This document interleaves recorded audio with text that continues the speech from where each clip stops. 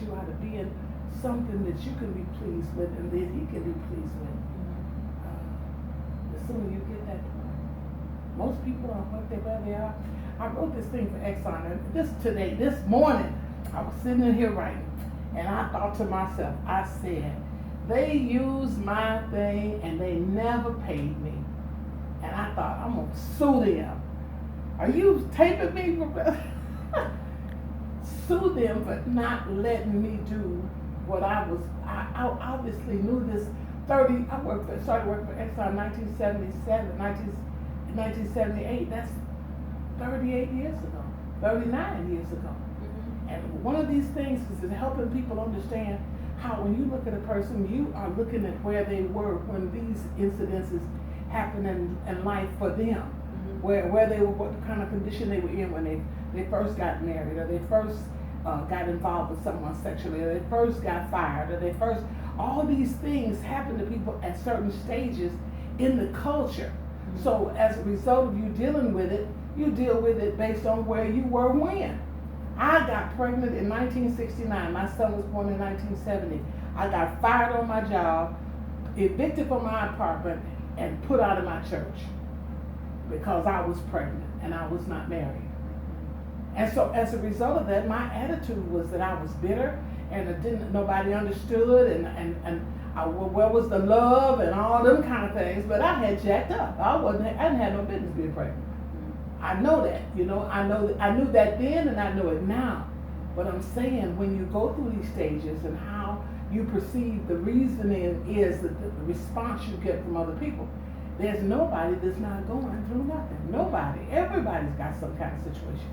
And so my deal is that when I went into ministry, I asked the Lord to let me help people that say they love you see victory in life. I'm not out trying to draw people to the Lord. People come to Jesus, come to Jesus. This man is an evangelist. This man loves the Lord and he loves people. I do that and I've led people to the Lord. But my heart is for the people that have already given their hearts to him, but they don't see nothing. They don't feel nothing. They don't feel like they know nothing. They don't understand why things are happening to them. They don't get how come he's taking so long to act. And how come these people over here getting it this way and they don't show him no honor? They give him no respect. They say nothing good about him, and they have everything that I'm scratching and working and pushing and pulling to get. So my job is to cause people to understand what you're seeing over there. If I deceive you into behaving a certain way and I pay you for doing it, and then I let you feel the embraces and the love and the excitement and the comfort and the special treatment of the pay, and then I start to take the pay away, you'll keep doing it. Why? Because you like this. I said, our churches fail because they create an image of God as the home shopping sugar daddy network in the sky. That's all we teach people. Well, you can get this from the Lord and you can get this blessing and this, that. We need to become people that God can use to help other people. That's my thinking. And so, did I rant? Oh, no, it was good. A little bit. Keep going. It's good. No, I'm just saying, it's the misconceptions of how valid all the religious things are. And I'll tell you this real quick story. I was in India in 1996 in February. It was my birthday. And Pastor John, who was Joel Osteen's dad, asked me to go to India and told me about an opportunity he had been given to come and he wasn't going, and asked me to go in this place. And I ended up going to India, and I was in Bombay, what they call Bombay then, it's Mumbai now, but it was Hyderabad, and I was there with some pastors, and I was speaking in this conference, and it was just a bunch of people from everywhere, and it was my birthday, and it's 12 hours difference in time there in Hyderabad than here.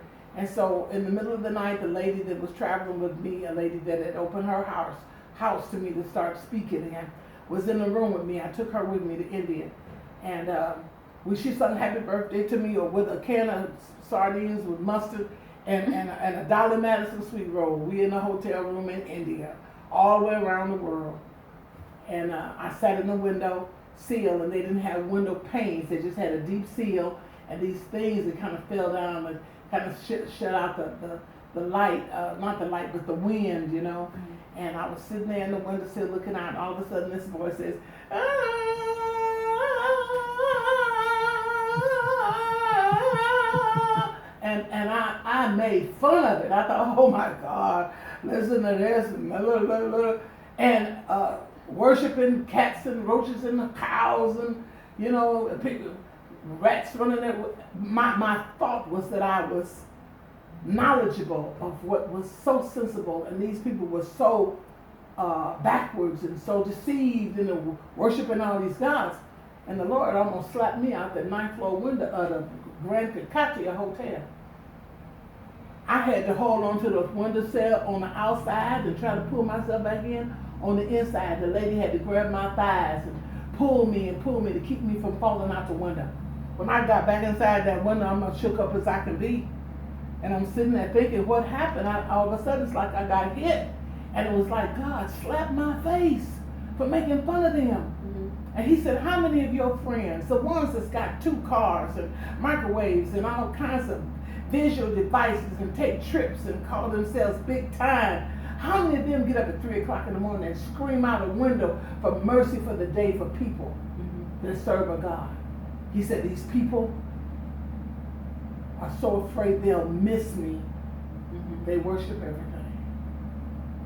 How many of your ungrateful friends plead the case of the city? Take this city on my back, and I come before you, Lord, in behalf of this city. How many of your friends do that? And I had to say, none, Lord.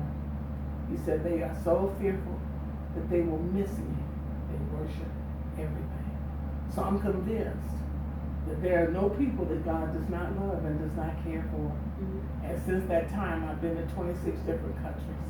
And I felt at home every place I went because I know what kind of God he is. So when that man told me about how they had been cannibals in his place and how now they were serving the true and living God, and he was so grateful that the curse had been taken off of his people.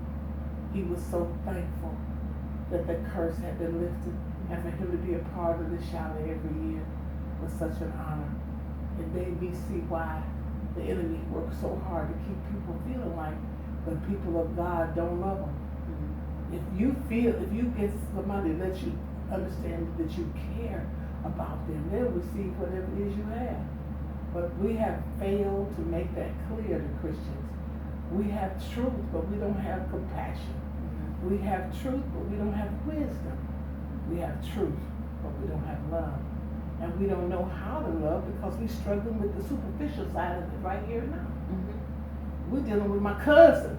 I can't hardly worry about the people in Aruba. I got to worry about the people living next door that's got their dog coming and defecating in my yard. I mean, we got so many superficial things that are subterfugal things that just keep your mind going and keep your thoughts active and it's like a draw and a drain on your focus and your energy, so that you're looking over here, concerned with the events and the circumstances over there, that you don't realize that the war is over here, that work in opposition to you is over here. So, our attitude needs to be, we're not giving up no more of our sons and our daughters.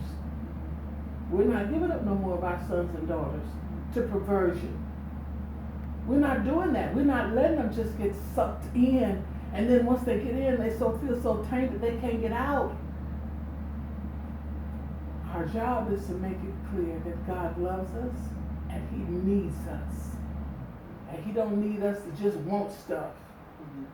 He needs us to want him and to please him. And his desire is that we touch people's lives and draw them to him so he can be God to them like he is to us.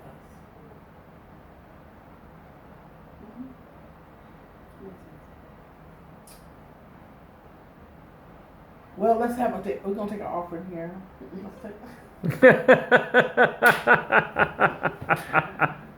Oh, that was good, Miss Ralphena. That was very good. It's just that it's a special hour in time. It doesn't make any sense where we are. How did we get so dark, so off, so separated, so unlike him, And even though people are, I hear all these songs about I'm me, I'm gonna be me. I'm gonna have it my way. I'm not doing it your way. The enemy loves that because he can tell you something, and because you're in a rebellious state, you'll obey him and never inquire, who is this talking to me? Mm-hmm. You know, I had to tell a lady, baby, that's not your voice. I said to myself, I said, no, you didn't say that to yourself. You heard the voice sound like you, but that wasn't you. Now here she is sitting in jail for 17 more years. Ouch. I'm talking to her through some bars. Talking to her through some bars. I had to leave her in there. But I left her with this smile on her face saying, I'm so thankful, I didn't know. I said, I understand, and God understands. I had a friend named Kenneth Mongonia. If you're out there somewhere, Kenneth, I'm talking about you. Kenneth was a major bank robber. Kenneth was the bomb bank robber. Kenneth would he stole an armored truck, and Kenneth would go in the alley next to the bank and rev his truck with all his might into the wall in the alley of the bank. And since the bank vault is just in the front of the bank, the back of the bank there was nothing but the bricks outside. So he backed into the vault. He wouldn't come around and break into the vault. He would back into the vault and get the people's money. Are you listening to me? He was notorious. And he had done that so many times, they were looking for him. Looking for him to get it. And I guess they knew who he was. So they finally called him, they went to the court, he got 333 years or 334 years, something like that. And Kenneth got saved in prison. And Kenneth told the Lord, I'm doing the best I can do. I need some help now. I don't want to be up in here 300 years. And they had some kind of a bench warrant or something. And they took him out of jail. I think he was in Florida. They took him out of jail and took him to the bench warrant. And he said, my file was on the, back in the day, they didn't have no computer. He said, my file was this tall on the desk next to the judge. He said, and the judge opened up the file, was going through papers and everything, and asked a couple of questions, and the lawyer didn't have no answers, and asked a couple of questions, and couldn't nobody explain to the judge this or that. And the judge said, oh, this is a bunch of mess. Case dismissed, release this man.